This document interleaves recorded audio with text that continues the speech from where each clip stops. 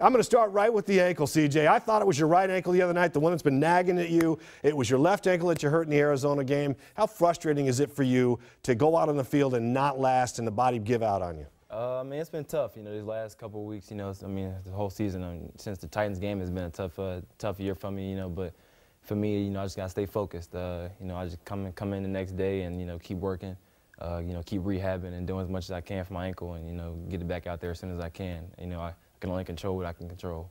What have you been able to do to try and keep your focus and keep yourself motivated to go out there and play every week? Because I know rehab can be very, very frustrating, especially to a young player who's used to playing all the time. And now all of a sudden you're in that training room every day. You see your teammates going out to practice every day.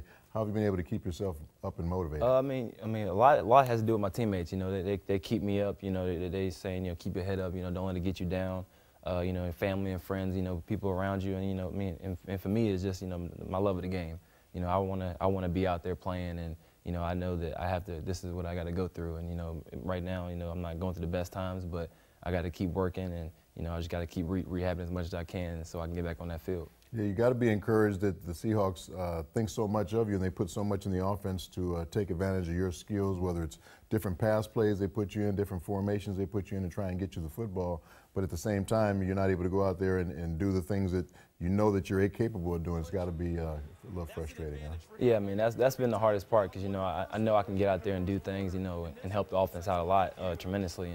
And just having to watch from the sidelines has been really frustrating. But, I'm gonna keep hanging in there. It's just gonna take a lot more than, a couple ankle injuries to get me down. Yeah, when people see that replay of you going down the Cardinals game on a gang tackle, it's really amazing that that's all that happened was an injured ankle on that.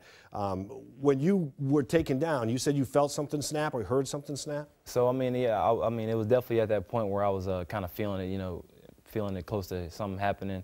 And, I mean, right at that moment I knew it was, it was something. And I was surprised I was able to get up off the field. And, a lot of people said, they were surprised they see me walk off. And, I mean, I was just, I got to the sideline, I knew it was a high ankle at that point. I'm walking, I'm like, oh, it's another high ankle, and then of course it's a left ankle this time. So, a little bit of bad luck, but it happens, and I just keep pushing.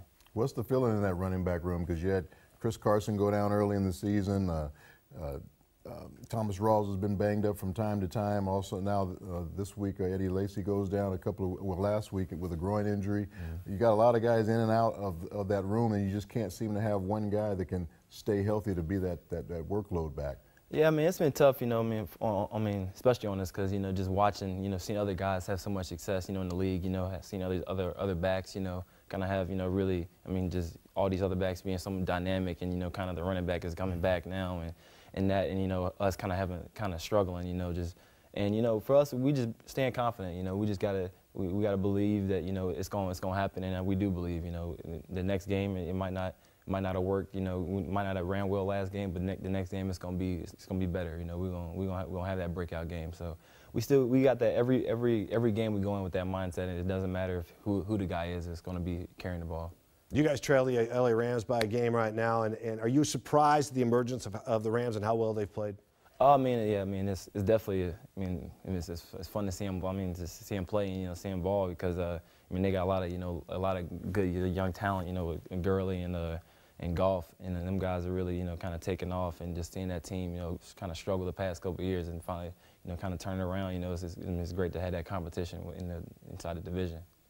I know you got some things coming up here. You got, you have an event that we're going to talk about in a few, but I got to ask you about Notre Dame and Miami the other day. I mean, come on, man. What happened to the alma mater there? Listen, yeah, I mean, we had a tough one yesterday. We, it's just games like that. I can't say anything because we had a tough one too. That surprised me more than anything else. But yeah, that Notre Dame game did surprise me. I thought you guys had a really good team coming into that game. We went into a tough environment, and they definitely want to stop. They wanted to stop our run game, and they did a good job of that. And I mean, Miami is a great team, and I was surprised honestly, watching the game. And I'm seeing that Miami is undefeated and they're still ranked number 7. Yeah. And then after that game, I'm like, they should be easily top 5. I mean, easily top 4. So Miami is a really good team, but I was really disappointed to see my boys come out there and do that. Yeah, well, you try to watch them though when you can, huh? Yeah, I mean, I definitely try to. I mean, whenever they're on, I want to watch. I still because the guys I still play with, like Josh Adams. That's my little brother. We played together. When I was my first year playing running back. He's a rookie his freshman year, so we was, chopping it up, and I got to learn a lot, learn a lot from each other. So, just it's great. It's always great watching them. So I was really disappointed just to see him go down yesterday, but.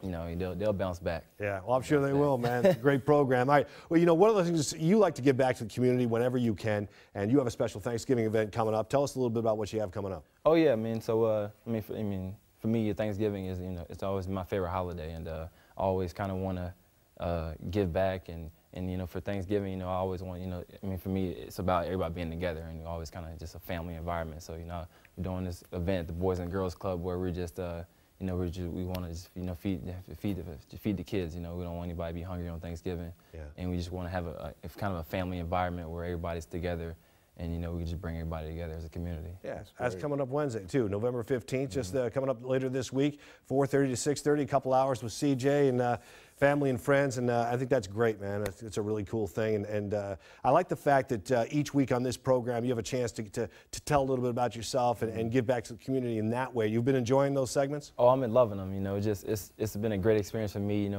especially for Seattle, for what they've given me and the opportunity they give me to be here.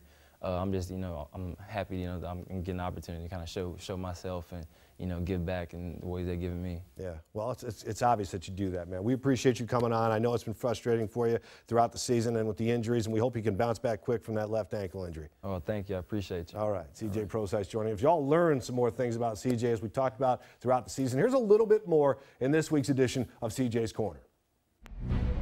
It's time for CJ's Corner, brought to you by Primera Blue Cross, always in your corner.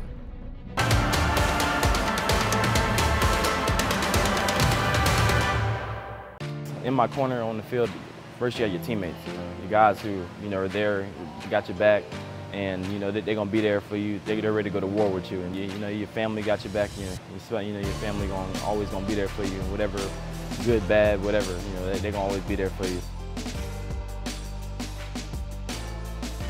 I think that's how people, the way he grew up, kind of give back, if you do good things will happen to you,